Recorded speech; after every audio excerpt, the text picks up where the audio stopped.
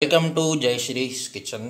आज आम्ही बनवणार आहेत डाळ भाटी। तर यासाठी आम्ही हे आटा जे आहे याच्यामध्ये पीठ आम्ही केलेलं आहे। याचं मक्याचं पीठ आहे आणि प्लस गहूचं पीठ आहे, मिक्स करून आम्ही असे मोठे मोठे दळलं आणि त्याच्यानंतर हे असे बाउल रेडी केलेले आहेत।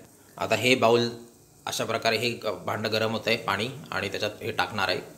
साधारण याच्यामध्ये 10 ते 15 मिनटं आम्ही त्याला उकडवणार आहे आणि तेवढंसं बाउल झाल्यानंतर याचे छोटे छोटे तुकडे करणार आहे।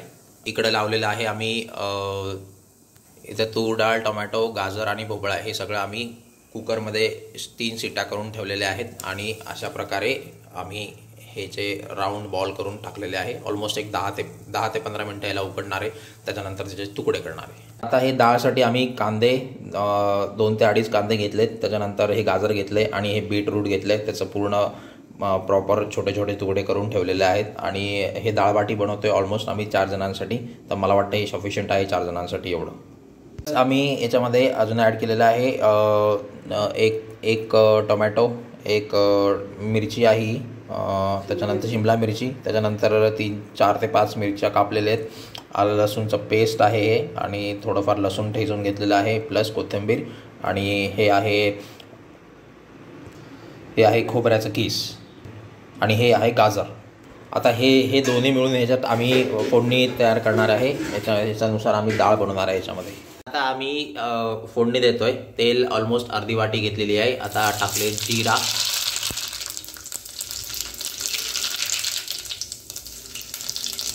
प्रॉपर त्याला फोडणी द्यायचं प्रॉपर आणि त्याच्यानंतर इकडे आम्ही आता हे जेवढे कापलेले आहेत सगळे टाकतोय आम्ही याच्यामध्ये।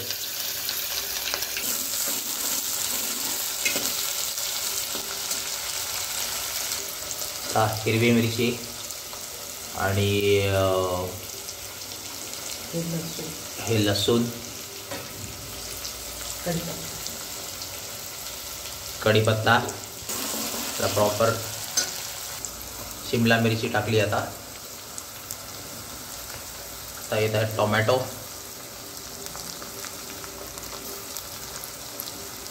गाजर,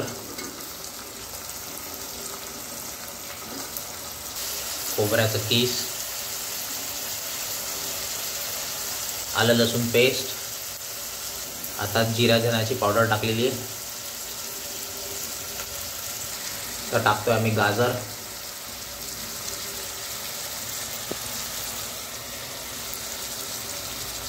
व्यवस्थित असं फ्राय करून घ्यायचं याला। आणि आता एक शेवटचं राहिलेलं आहे बीटरूट आणि मिरची।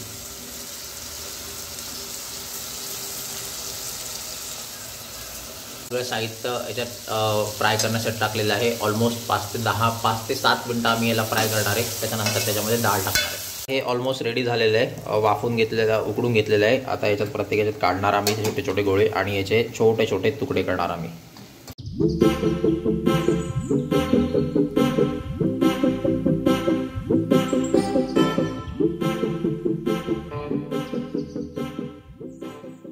चवीनुसार मीठ ॲड करतोय आम्ही, त्याच्यानंतर ऑलमोस्ट 1.5 चम्मच मिरची,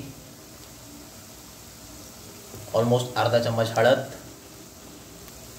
एक गूळ घेतलंय चवीला, गूळ पण टाकतोय आम्ही, त्याच्यानंतर कोथिंबीर ॲड करतोय आणि याला प्रॉपर आता फ्राय करणार आहे। प्रकारे प्रॉपर सगळं झाल्यानंतर मिरचीचा मस्त कलर सुटलेला आहे, प्रॉपर लाल झालेला आहे। आम्ही तिखट खातो म्हणून आम्ही थोडंसं जास्त मिरची टाकलेली आहे। आता याच्यात तुरीची डाळ, शिजलेली डाळ टाकलेली आहे।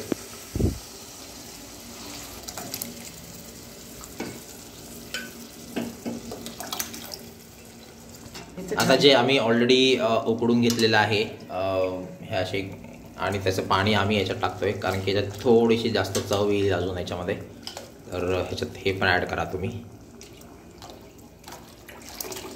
याच्यात एक्स्ट्रा कोथिंबीर टाकतोय चवीसाठी।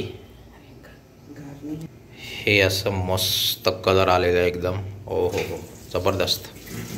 साधारण 5 ते 8 मिनटं याला उकळणार व्यवस्थित आणि याच्यानंतर आपली डाळ रेडी होणार आहे। ऑलमोस्ट आम्ही तेल घेतलेलं आहे, गरम करतोय आम्ही त्याच्यामध्ये आणि याच्यात असे छोटे छोटे जे आहेत ना तुकडे केलेले आहेत, पीस ज्याला म्हणतो आपण डाळ बाटीसाठी. तर हे आम्ही आता याच्यात टाकणार आहे.